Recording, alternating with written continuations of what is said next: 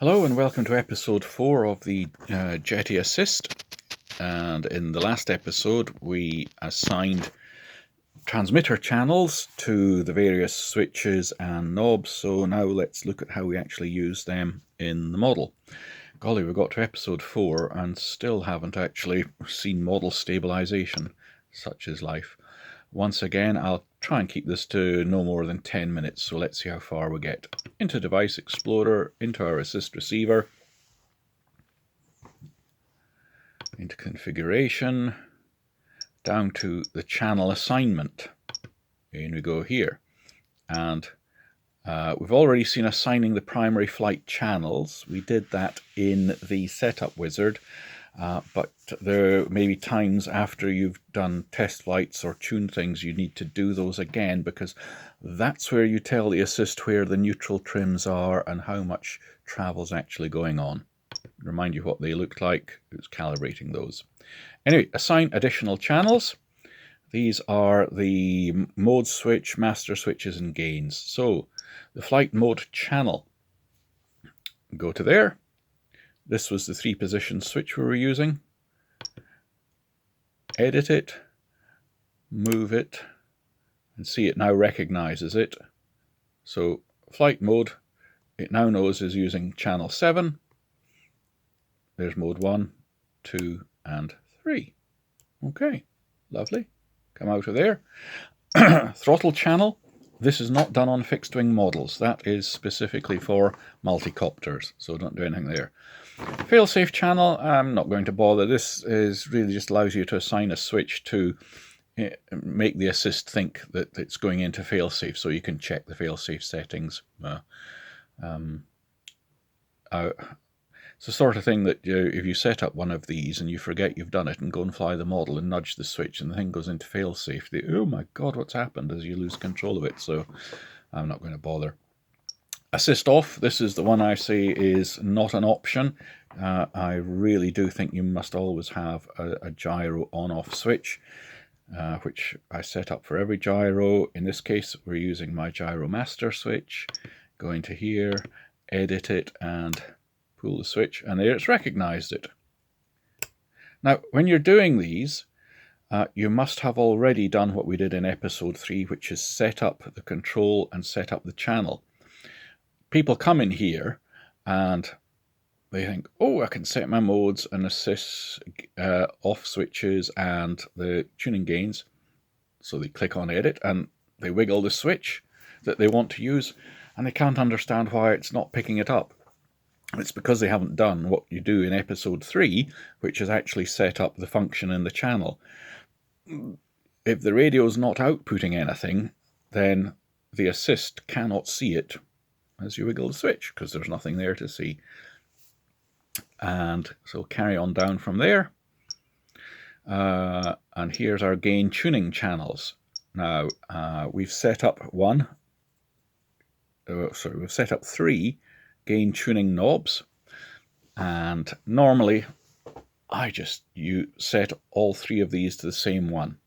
So here's what I would normally do. I go in there, I say edit, and I tend to use P8. So I rotate P8, which is using channel 9, and as you can see, it goes from -100 up to 0 up to +100. And I would then come down and I would say the pitch tuning. Click on that is also my P8 on channel 9, and I come down and edit that, and there we go. And in my test flying, I'll just turn up the gain until I feel that the model is behaving nicely stabilized, or something starts oscillating and I back off a bit, and usually that really is things nicely set. However, the point of this is that you don't just have the one gain tuning knob as you would do with a lot of other brand gyros. We can set them all independently. So remember, we set up an aileron gain, which would be our roll tuning on P8. The pitch tuning, I'll edit that, and I shall rotate P7, which is channel 10. There we go. Happy with that. And the yaw tuning, come down, edit that, and I will now move side slider P5. There, it's picked that up. So you can see we've now got 3 completely different channels, 9, 10 and 11, operating the different tuning gains. There's my P8 aileron gain, P7, my elevator gain, and there we go. You can see P5, the yaw gain. Turn all of them down to -100, which the system will interpret as, in effect, almost no gain. It's not nothing. Because once the mode is running, it will output a little bit. The only way to get the gain truly to 0 is using the assist off switch. Then it will stop all, but even with it at -100, your knobs turned down to the minimum, you will get a tiny little bit of gain. And there we go. So we now need to look at the flight mode channel, which we set up on our 3-position switch. So let's come out of here. Yeah, I know, we still haven't got to the aircraft, have we?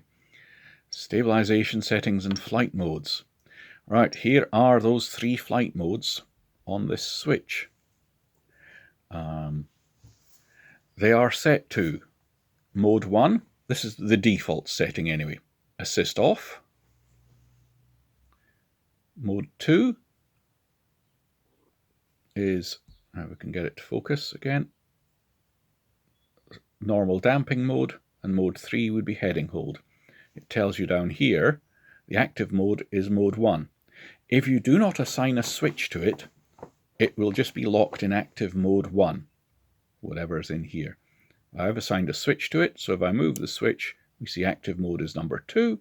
Move the switch again, active mode is number 3, heading hold.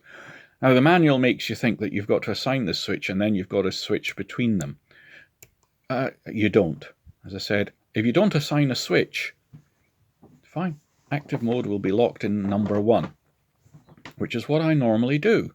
And you think, crikey, you normally lock it in assist off? No, we can go into them and change them. And there are 5 possible modes to be in. These are the train, well, count assist off not as one of them, but you can be in training mode, horizon mode, normal damping mode, heading hold, or 2D mode. For the vast majority of us, certainly if you're getting to this level of sophistication, you're not into the training and 2D modes or horizon holdings.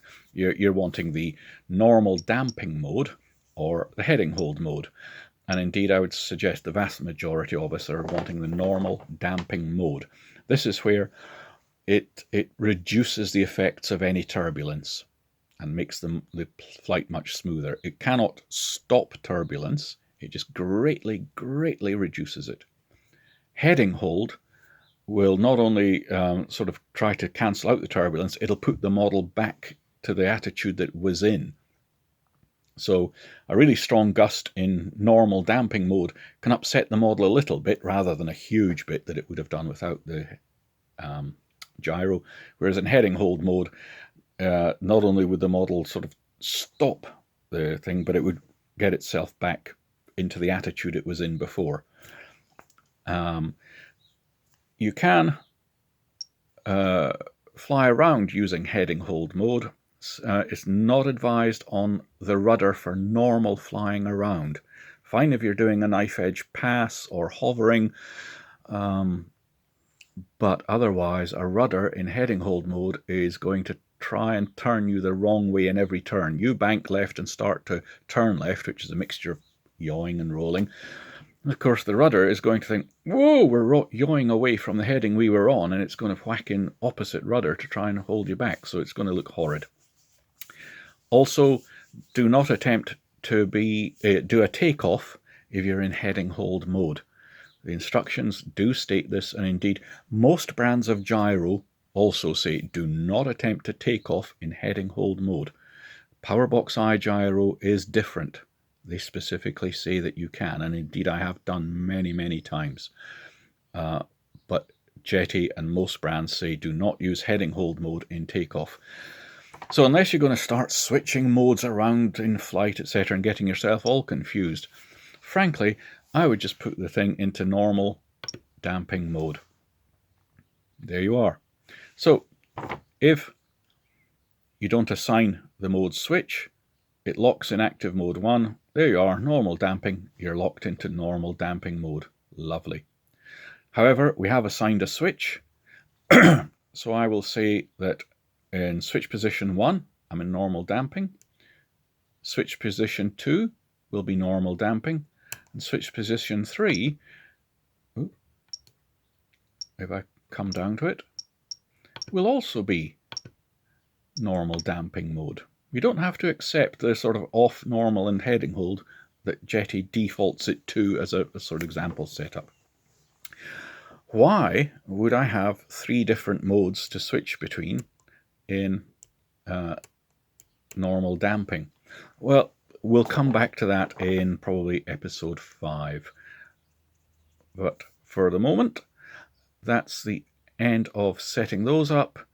That's 11 minutes gone by, so let's quit there, head off for a chocolate hobnob and an espresso, and I'll see you for episode 5.